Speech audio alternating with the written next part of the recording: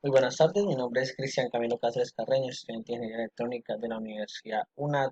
El propósito de este video es explicar esto en correspondiente práctica del informe del componente práctico de electromagnetismo del grupo 1014A50277.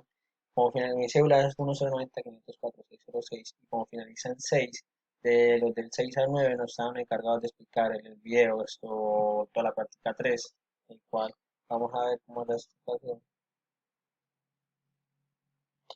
Vamos a ver, vamos a ver.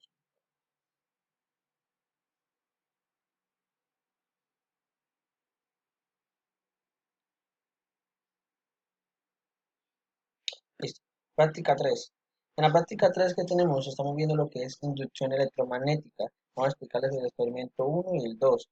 Entonces, en el primero, ¿qué en el primero? Estamos viendo lo que es bobinas en acción de electroimán, tenemos el electroimán y la bobina acá para poder prender la LED.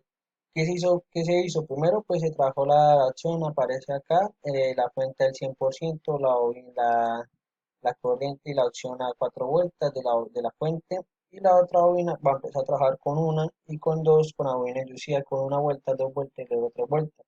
¿Qué podemos deducir cuando era con una vuelta? Se puede pensar que al introducir la bobina de la fuente dentro de la bobina inducida, al tener una corriente en la cual el bombillo se enciende con una intensidad baja, como lo podemos ver acá.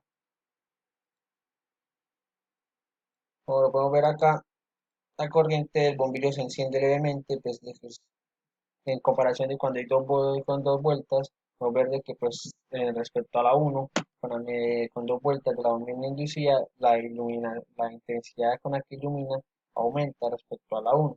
¿Qué pasa cuando usamos tres vueltas? La intensidad fue mayor respecto a la uno y a la dos.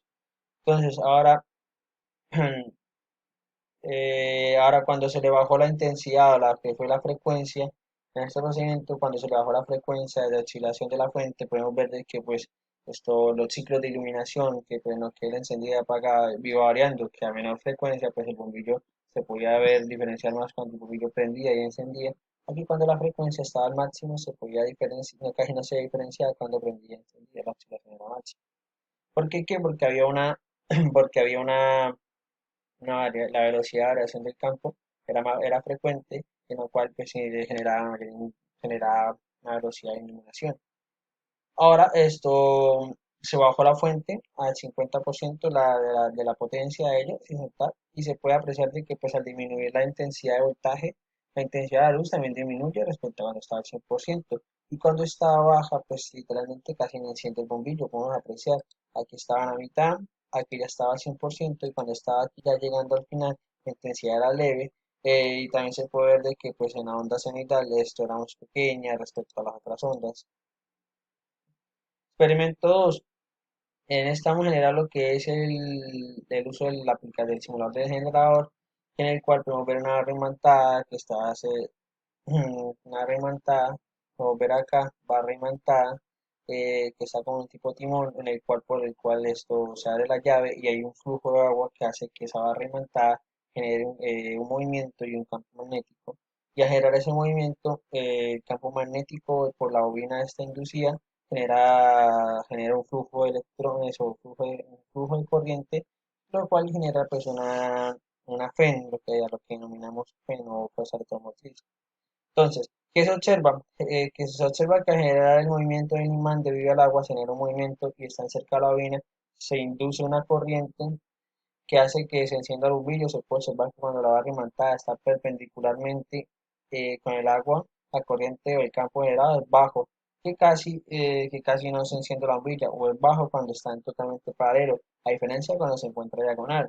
¿Qué pasa? Cuando está aquí paralelo, cuando está perpendicularmente con el chorro, casi un ángulo de 90 grados, el campo es leve, no se enciende.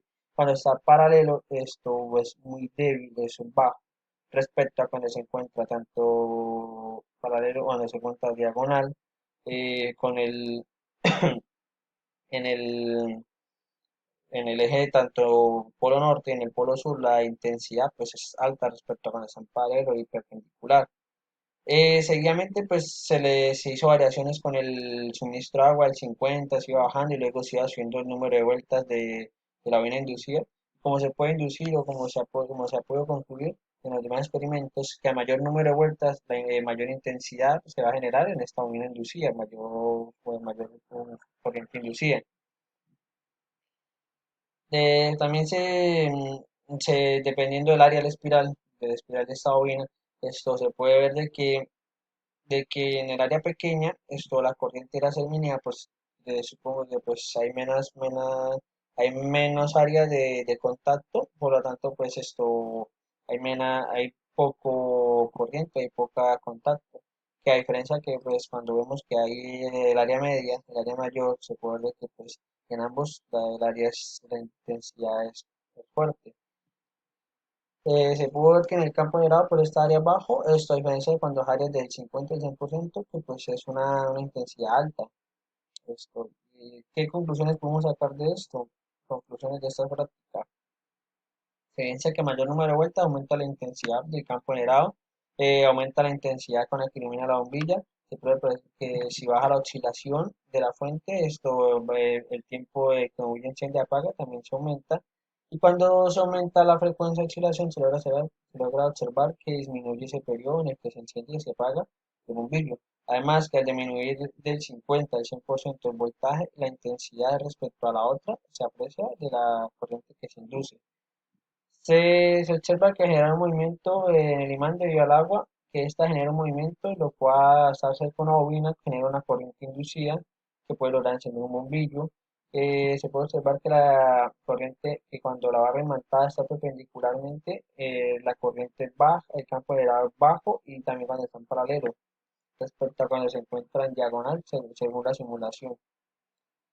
Muchas gracias. Esto fue toda la explicación y el resultado en la práctica número 3.